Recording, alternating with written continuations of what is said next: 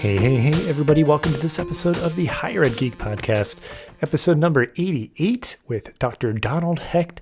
So really appreciated this conversation, just kind of wide-ranging about lifelong learning and Dr. Hecht's journey as a founder of an institution in California Southern University, that was exploring really early distance education endeavors.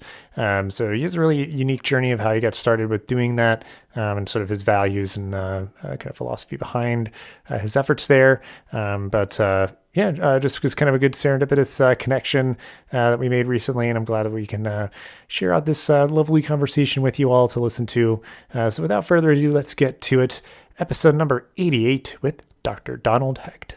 Well, I appreciate you so much for taking time out for the podcast. And this is, you just reached out to chat and hang out here. And I really appreciate, us being able to make this happen. And, I think you'll have like a really unique perspective than some of my other guests that I've had that, you've been in higher ed for such a long time and you founded a college, which is incredible. And, we'll be just talking about a lot and, just excited to hear about your experience and your perspective. But just so we can kind of get a little bit of your origin story, as it were, if you want to give everybody a brief introduction of who you are and your professional journey of how you got to be where you are today. And I know it's a long one, so if you want to just give a quick summary, and then we'll kind of explore some pieces of it. But if you just want to introduce yourself and kind of go through your professional journey real quick. Well, professionally, it starts out as me being an engineer. Somebody gave me an exam in high school, said, "Hey, you should be an engineer." And before I knew it, I was an engineer, not quite knowing what engineering was all about. 4 years of engineering school, came out as an engineer. And then I spent 5 years working in the missile business, Redstone, Jupiter, Saturn missiles, which was very interesting, but it was, for me, it was not enough. Engineering was fine, but it was a little too mechanical for me. I wanted more contact with people. So I went back to school to talk about continuing education, lifelong learning. And I got my master's degree in industrial engineering, which was more concerned with the people aspect of things rather than with the mechanical aspect of things. Uh, I enjoyed that. I enjoyed getting the degree. And now what do I do with it? So after a while, I decided maybe I should be a teacher. Nobody gave me an exam and said, here's what teachers do, or here's what a teacher is. But I enjoyed good teachers when I was in high school, when I was in college. And I felt maybe I can do the same thing, deliver some information and turn people on and make them excited with it. So I went into high school teaching a couple of years. After that, I said, hey, I'd like to teach at the junior college level. And while going and earning my doctorate in management, engineering management, actually, I always stayed with the basic foundation of being an engineer type. But the management aspect of engineering, the people aspect intrigued me. And for 10 years, I was a professor at a community college in New York, where I learned that I like teaching. I like turning students on to new knowledge, watching the light bulb go on, or the sudden realization in their eyes that they've understood something. And then I said to myself, uh, maybe I can change the way education is being uh, conceived and delivered in traditional schools with classrooms and everybody assumed to be at the same level of expertise and the same level of knowledge and the same level of ability. And then you're measured against one against the other, and there's the curve, the normal curve, and then you're going to give out a certain number of A's and B's and C's. And that sort of struck me as overlooking the fact that learning is an individual task. It's something one does for oneself, self actualization, self promotion, feeling good about oneself, or exploring new learning opportunities, new areas to go into. Anyway, I drifted on and I became a dean of instruction at a university here in California. was born and bred in New York and educated in New York, worked in New York, and all of a sudden I became a transplant 3,500 miles away. I was in California now as a dean, and I was a dean at a school that was evening only, and it was for adults, working adults, who wanted to get their bachelor's degrees in some technological field, technology, and also wanted a master's, usually in business or in tech management, etc. So I fit in. My credentials allowed me to jump aboard and become a dean and try to influence how education was delivered to these adult learners, working adult learners. And it was very meaningful to me because I earned my master's and my doctorate, a total of about 15 years of additional graduate Mm, work while working and having a family and having raised kids and having bills and everything that goes along with being a parent. So I had a feeling that these people coming to me to learn at the university in California really shared the same experiences that I had. And I was comfortable with them, and I understood why it was difficult for them to stay awake after a day's work, coming to school at 6 p.m. and sitting there till 9:30, uh, right. 2 or 3 days a week. Uh, you don't absorb as well. The brain is slowed down, it's tired, etc. And those are what I felt. So I said to myself, I'd be corny. I said to myself, there's got to be a better way of delivering education on an individualized platform whereby you don't treat everybody the same. Whereas if somebody falls asleep, you don't wake them, let them sleep, but you have to reach them when they're awake. So I said, I might as well start my own university. I didn't grow up wanting to start my own university, but suddenly here I am, 40 something, lots of experience teaching, experience in different levels of teaching, and realizing that there could be a better way. And from that emerged the California Southern University, which evolved out of necessity, not out of a plan. I knew I wanted to do it better, but I didn't know how to do it better. But when you start off with no students and an idea, and the first student calls you from some place out of town and on a telephone, in those days it was only telephones and a snail mail, and, Hmm. and wants to get a master's in business, and then you start talking with them, you realize that there's you 20 years removed, and yes, I can help you get that degree. We'll do it one step at a time. I will work you through each course. And I will correspond by phone, by mail. And in effect, this was a correspondence school. And 42 years later, we're still doing it, but now we're doing it online. And any place in the world, instant communication, emails, Facebook, social networking. My God, it's a totally different world. But the essential thing that I carried forward is we deal with individuals, one faculty, one student. Unheard of. You can't do it, they told me. Well, when you say that to some people like myself say, well, hell, I can do it. It's just it hasn't been done. So anyway, over the 40 years, we've evolved on how to do it properly. So that brings me up to the present, and here I am talking with you and trying to answer any questions you have and inform people that learning. Go, you ask the questions, I'll do the answering. Yeah, sounds good.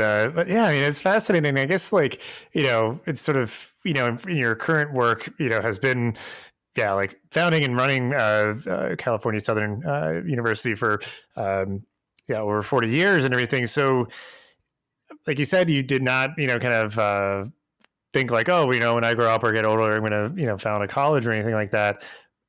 What has been maybe like enjoyable about that you didn't expect, or just like any sort of things that you can think of this experience that you've had of certainly, evolving this institution over time, or just like, kind of building something from the ground up and, seeing it grow over time, like any of those things, I guess, just like what resonates with you kind of looking back of like what you kind of enjoyed most about this many decades long journey of founding your own institution. I really suffered through my graduate school, 15 years.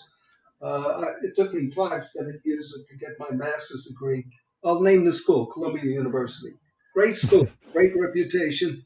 Yet I was not a full-time student there. I was an irregular student because I came part-time when I could fit it into my living schedule. And I was not able to take all the courses when they offered them. I had to skip around and etc. So they regarded me as being a special student, non-matriculated. I really didn't matriculate until I finished all the coursework and applied for my degree. And they said, "Oh, gee, you have to matriculate. Bingo, you're now matriculated. Here's your degree. Let's go on to the next one." So that stuck with me, and I said, "This is." And then when I was a dean, I said, "This should not be a chore. Learning and education is what we do from the moment we're born. We're learning. The brain is just sopping up all kinds of knowledge and experiences and sensations. Why must it be so dull and boring that you don't want to come to class and you want to fall asleep?" And then, so uh, that's been my motivator. My motivator is education is fun. It really is. You learn something new, and you never know when it's going to come in handy when you apply it, when your career is going to change, when your outlook on life is going to change, or when there's going to be a virus to slam everything Mm. stops. And now you're in a profession, you're in a restaurant business, and all of a sudden you don't have a business. What do you do? You have to have skills, you have to have interpersonal knowledge, you have to have abilities that you've acquired. To me, that's the fun part of education. It prepares you, anyone, for uncertainties, for good times, bad times, calamities, black swan events. Nobody predicted this virus, and nobody knows where we're going with it. So, what's the best defense uh, other than staying healthy? I think the best defense is to be prepared for what are you going to do and be when all this nonsense stops and when it stops killing people and we can go out and start mingling again and building ourselves new reputations, new careers, because some careers are going to be shot. They're gone. Mm. So that's the fun part of this, that I'm helping people actualize and be whatever they want to be. And they don't may not even know right now what they are or want to be. That's what education is about. It tries to give you a preparation for your life, and I think that's ongoing, continuous, every day, every minute of every day. Yeah. And that's kind of, what I wanted to talk with you about, because we kind of were figuring out what might be the best kind of use of our time and what to focus on. And I think just like, because yeah, it's, I'm trying to take as many different angles to this current moment as I can. I've had several recent podcast interviews that we've sort of tweaked to be mindful of our current pandemic, this current moment.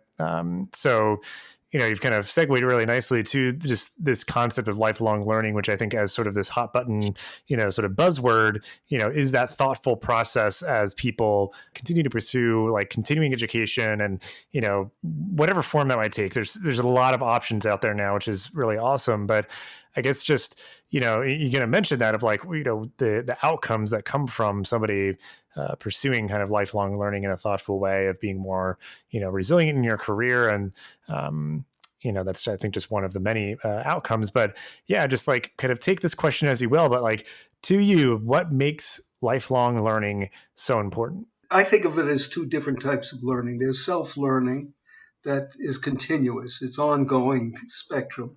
If you look over the last 40 years, I see those 40 years compressed for me, but there's been momentous changes in education.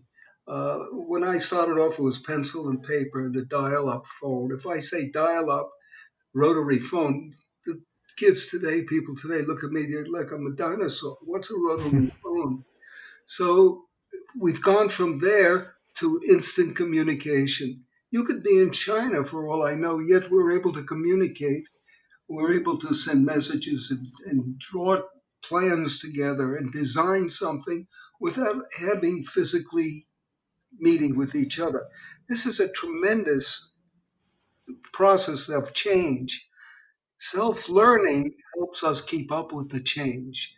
We learn how to do, I'm just learning how to use this microphone. so, learning is a continuous process. The Mhm. important thing about education is it's formal learning. It's in a setting where the educators try to distill down the essence of what you're trying to learn and to make it a shortcut. For instance, if you want to know something about marketing, I know something about marketing. I can help you with that because I can distill down 30 or 40 years of experience that you don't have to live through. And that's where formal learning is important. It's more focused. It's a shortcut. It's relevant. It's prepackaged. It doesn't waste your time. And it's current. The information should be current and be applicable, if not this moment, but next moment. So lifelong learning in the self-learning aspect of things, yeah, I want to learn how to do painting, how to do photography, how to play musical instrument. That's all nice. The formal learning is moves you in a discrete path, and I see more of it going on. As a matter of fact, our primary student body is 35 to 55, and we have only about 10 or 15% of our students, our learners, are undergraduate, 18 to 25. Only about 15%. The other 3,000, 4,000 students are all graduates. They're people with careers who feel they need a master's degree to propel themselves further, or they need a new degree to change course, or they're doing something they've always wanted to do. We've had people in their 70s and 80s who've retired and come back and said, I've always wanted a law degree. So, okay, let's do it, man. We go to work, we get the law degree. And so that's what lifelong learning is about. And I think the greatest component of learning over the next decades through online is going to be the lifelong learning for the adult, for the person 35 and older. And it's remarkable. There's only about 30% of the population has bachelor's degrees. I'm interested in those 70% that do not have a bachelor's degrees and the 80% who do not have a graduate degree. My God, we got millions of people to educate. It's It can be just transformational for somebody's life, just unlike the, that self-learning aspect of, learning a new skill or hobby and just sort of getting that fulfillment. And that's something that humans can and should do anytime and all the time. But then yeah, those like kind of formalized degree programs or certificates and those sort of things, like you said, it's kind of you get that credential of, it's like, okay, if you take these courses, you're distilling this knowledge down into kind of these chunks, and you're getting to a point where, yeah, if you want to be working in a marketing position, then you kind of have the credential to do that. And yes, people who are furthering a career in their current company or current industry, or trying to switch careers, or maybe if you're took time off to be a full-time parent or something and you're trying to break back in, then getting a credential to kind of distinguish yourself that way. But yeah, it is always just amazing. And I think it can help people kind of recognize like the importance of like the milestone of like, when you get a credential like a bachelor's or a master's, like you are now part of a very select few group of people in this country. And certainly for people who work in higher ed, where it's like there are still so many people that could greatly benefit from any sort of credential. And there's a lot of people out there obviously trying to kind of reconcile that through like education as a benefit or different like funding kind of things and all that kind of stuff. But yeah, I mean the value of it is like no matter where you are, like how old you are, what you're doing or what you want to do, the idea of lifelong learning and the kind of the formalized kind of side of the house, like there are opportunities out there for people to really work towards really positive career outcomes, which obviously like impacts the rest of your life too. If you're not, worried about money as much, or you're able to build really good foundation for your life and your family and those sort of things. So, yeah, there's definitely a lot, there of just what makes this so important for sure. The important thing of one of the important aspects of lifelong learning is it prepares you for an uncertain, unknown future. As a matter of fact, the mission statement for the university is we prepare people for a world that they've yet to visualize or yet to realize. How the heck do you do that? You can't do it by specifics. You have to do it by building generalities in somebody's mind, or in open up to possibilities, and having at least the resources how to think coherently, how to think objectively, how to think uh, in terms of holistic. In order to get the brain thinking in those ways, you have to practice and exercise. Practice, they've determined now that the brain is malleable, that it continues to change and grow. My goodness, it grows. Therefore, it can absorb new knowledge, and new parts of the brain can go to work doing what you want to learn. Right side, left side, total. It's just marvelous, but it needs to be Mm-hmm. exercised. So they say that education helps with dementia, so that by practicing and using the brain, it keeps it younger.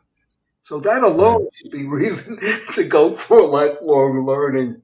Yeah, absolutely. And I guess like too, I mean, obviously you kind of have this very longitudinal view as how, you know, kind of segueing here of just like how this whole kind of concept or the delivery of any sort of kind of lifelong continuing education has evolved and changed over time. So you've kind of mentioned that offhand too, of just like going from kind of these what people would call correspondent courses, through regular mail and those sort of things to now kind of what we're experiencing now is sort of this blossoming of digital education. So I guess just speaking to that of just sort of your point of view on how that evolution has happened and what that's meant in terms of being able to deliver high quality education to more people. The notion that you needed a classroom goes back to 1,000 years, to the University of Bologna, which was founded around 1000 AD. So here we are at 2000 and something, and we're still doing it by classrooms with the talking professor and the students sitting rapidly taking notes and worrying about exams, etc., etc. That's all well and good, you know. My perspective is that the undergraduate school, the bachelor's associates, these really are quote camp college. the Mm-hmm. I have 18-year-old grandsons, twins, and they're off in college. They're not learning anything. They're learning how to have parties. They're learning how to be social. They're learning how to be away from their parents.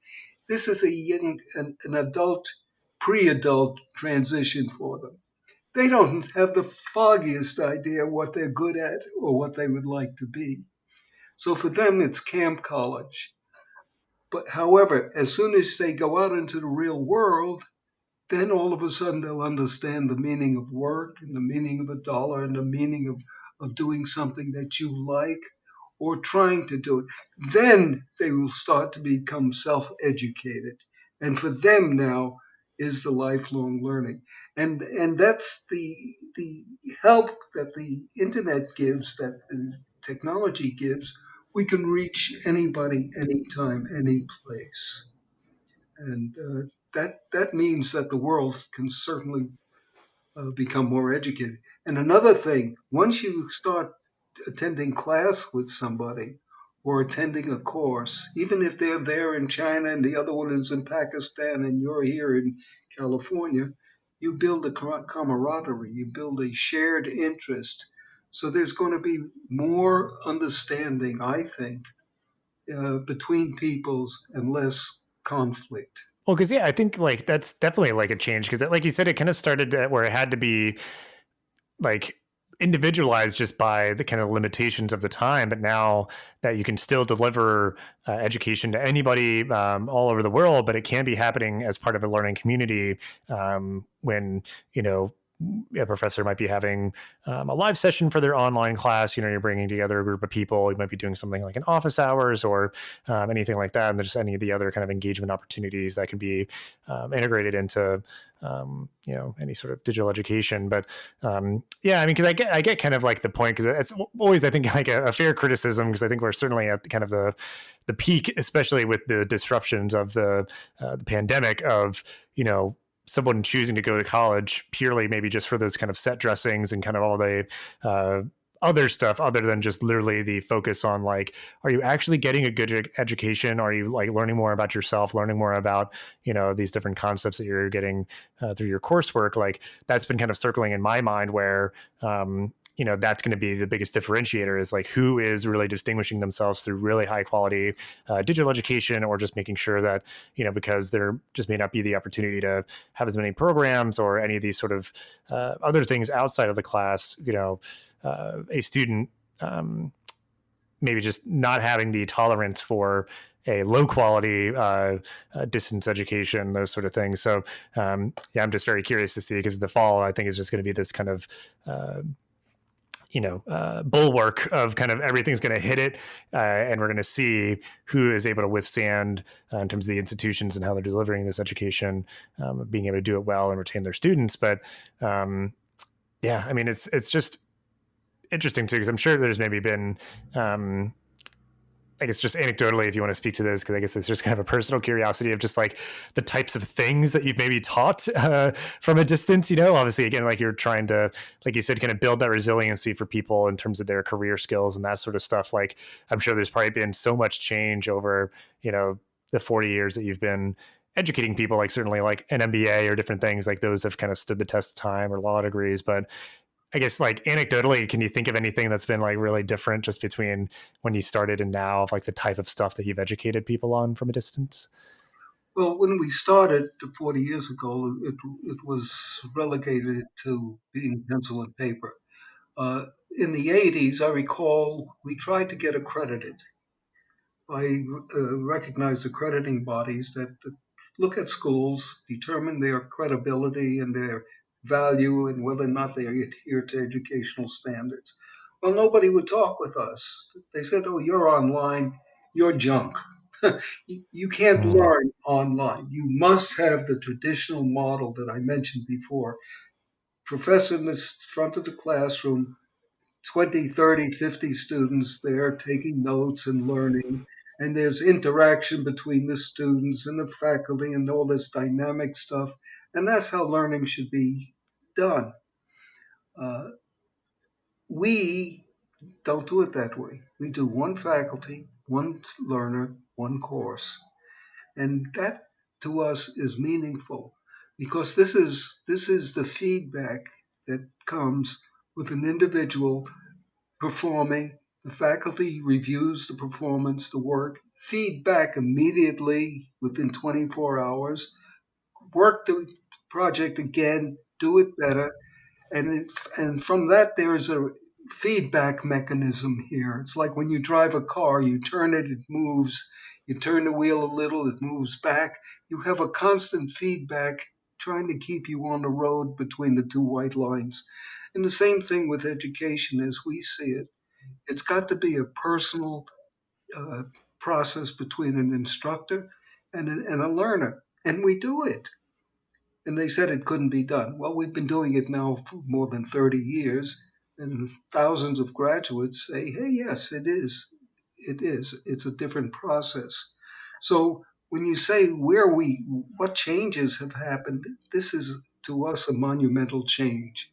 If you take the classroom, videotape it, send it out on the internet, and call that online learning, it's not. It's not. It's simply canned program, canned programming, and it's not. It's just I can just as learn as much from watching Cosmos or a science fiction movie or something.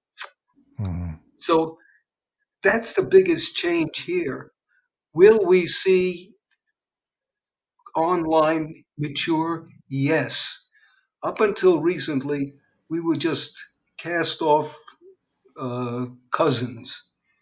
Yes, we became accredited because the quality of our work and our students and the coursework deserves recognition. However, will it be accepted by the other schools now facing the problem of how to educate, how to test what the student's doing, how to control the students?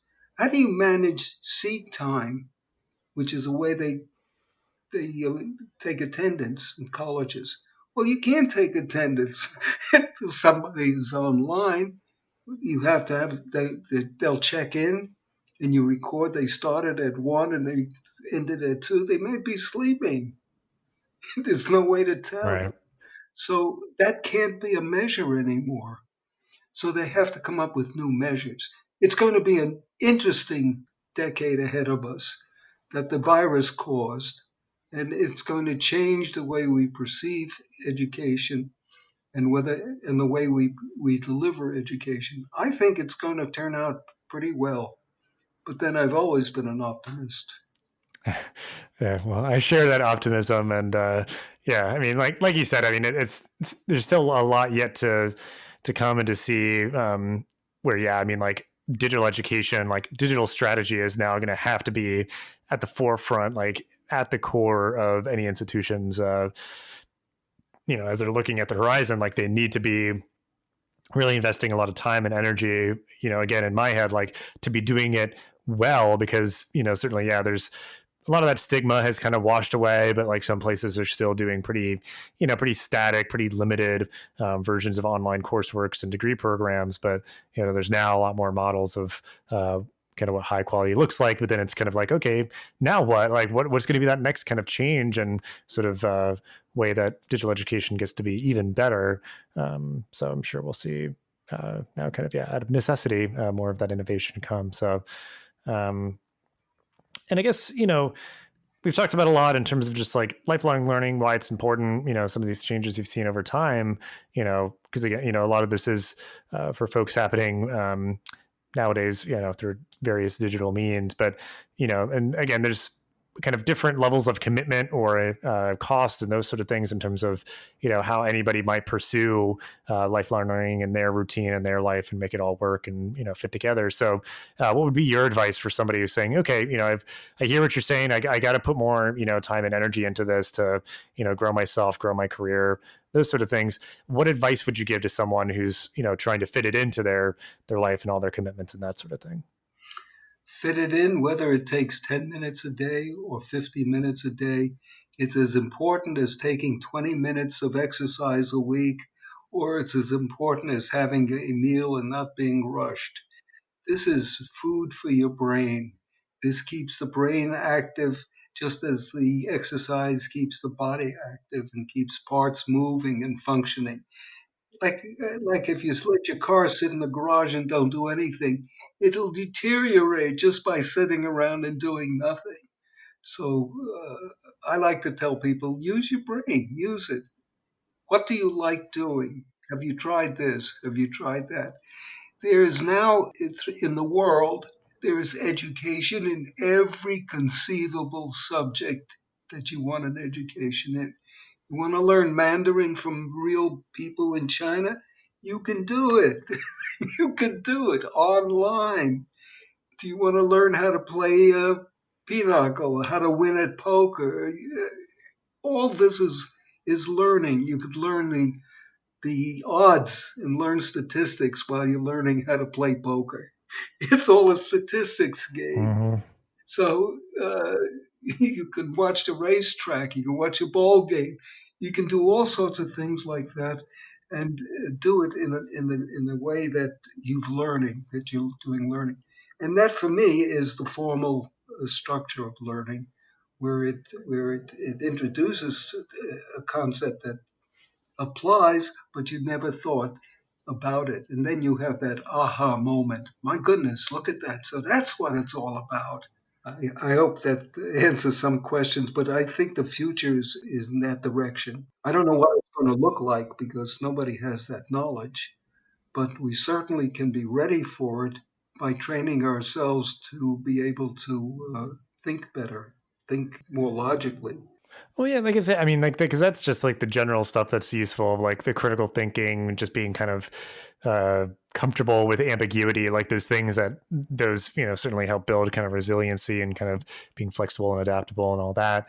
But yeah, a lot of what you said, I mean, just like trying to pursue like what is it that excites you, that you'd have really like that motivation to keep with it. And again, it could be, very slow going, like you kind of went on that long journey for your graduate education, but certainly it could just be, if you're going for a graduate degree, you do one course at a time, or if you're, maybe just wanting to do some short courses that are only like a month long in their entirety anyway, and they're completely self-paced, so you could like really just kind of blow through it really quickly when you have the time. But yeah, I mean, there's like so many like cool things out there. I mean, like, because it just made me think when you're saying like, yeah, you could like learn this from this person and do that, like you could it made me think, I must have clicked on something once and now I always see the ads on social medias for masterclass where you're like learning acting from a celebrity, and you're like learning, filmmaking from like Martin Scorsese or whatever, like that's, it's kind of like a novelty thing. But obviously, like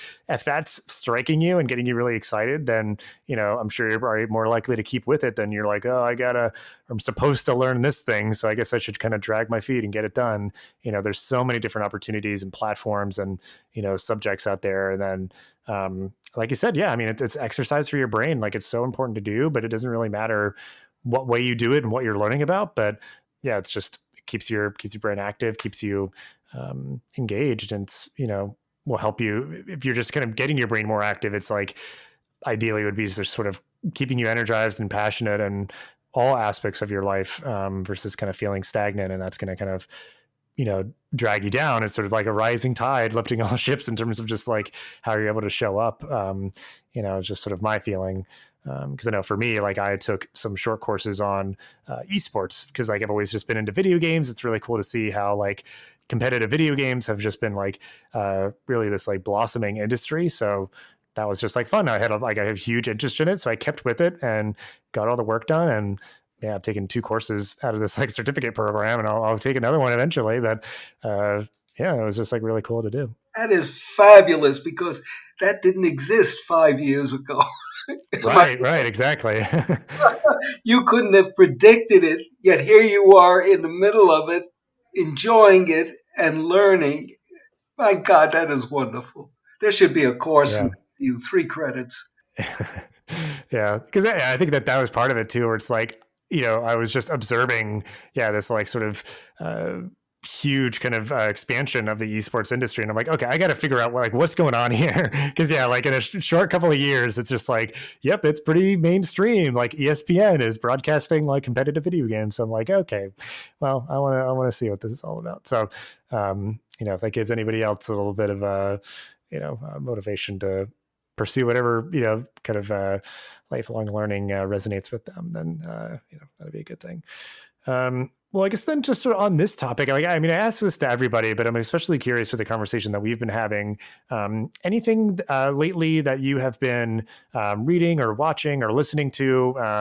Certainly as we've all been in quarantine and stuff, I know folks have been kind of indulging a little bit more. But anything that you'd want to recommend, we can link out to it in the show notes of like any good books, podcasts, or documentary, like anything that you feel like has been relevant. It could be related to education or just stuff that's been grabbing your attention, but whatever you'd like to give a shout out to, we'd love to be able to link out to it in the show notes. Well, the joke about the cook who on vacation goes to Europe to learn how to do more cooking. That's me. I read everything I can on education. I try to keep up with the 4,500 colleges and universities in the United States. I try to keep up with what's going on around the world with education. If anybody comes up with something new for managing students or for managing data or for the changes, how to implement it, then I'm on it. So I'm so wrapped up and focused on what I do that I keep busy at that. It's unfortunately I'm a nerd, but that's where it is. Well, it's a perfect fit for this podcast. Yeah, just kind of geeking out, nerding out about higher education. Because yeah, I mean, there's definitely like, I mean, like I'll just get emails every day from like Inside Higher Ed and Chronicle, and like there's some other little upstarts that are trying to cover higher ed, with like weekly newsletters and that sort of thing. And yeah, there's other like more global perspectives on higher education, I think from like the Guardian and that sort of thing. But I guess, yeah, I mean, have you read like any particular books lately that you would like recommend, like education related? Because I feel like it's one of the, there's so many people publishing stuff about like, yeah, like the future of education and like, all these different things. I don't know if there's one that you in particular, maybe have read recently that you feel like is a good relevant read. No, I can't say there is any one thing. I get about a half a dozen different journals. Uh, Columbia University, NYU, my alma mater, send me their quarterly journals of what they're doing in research and how they're progressing. It's overwhelming just to keep my nose above water in what's happening and the changes. Uh, but I enjoy it, so it's not a labor; it's a labor of love. It really is to try to figure out what's going on and how to do it better. Uh, and may I ask you a question? How did you put together Higher Ed Geek? Yeah, it's a good question. I mean, it started just as a blog to like when I was in grad school, kind of like put myself out there and kind of distinguish myself, and then like this as a podcast kind of came in the shadow of doing a show for another blog.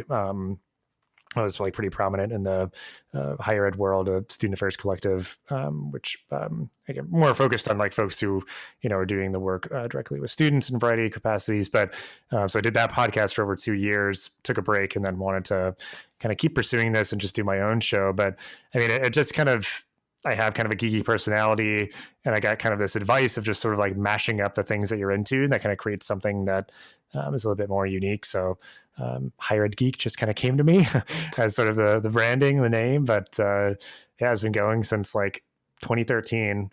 Because yeah, I think the summer before my final year of grad school, because yeah, I graduated in 2014. So yeah, 2013 is when that all kind of came to be. So yeah, it's just been like a nice little hobby and kind of side project for all that time through all the different changes that I've had and moving around and all that. So yeah.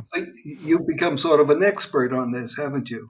Well, my humility, I don't know if I'm an expert, but yeah, I do like to try to just, I mean, through all these conversations and learning so much, and similarly kind of trying to keep keep a pulse on everything that's happening in higher ed as best I can. But yeah, I try to just keep as knowledgeable as I can, just to kind of keep an eye on the trends and stuff. So yeah, I do my best.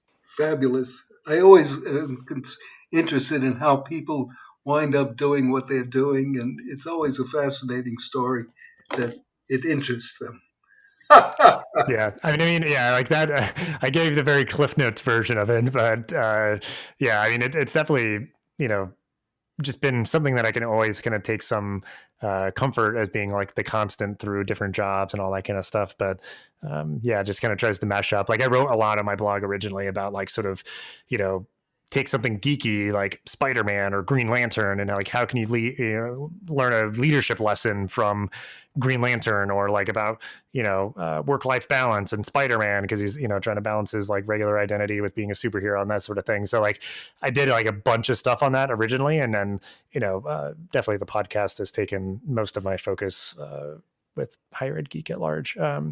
But yeah, it's definitely fun, and yeah, definitely learn a lot just through talking with people. And so just on that note, I mean, just thank you so much for hanging out for the podcast and sharing all that you did. And we'll have ways to connect with you in California Southern and stuff that we mentioned here in the show notes. But yeah, just thanks again so much for your time.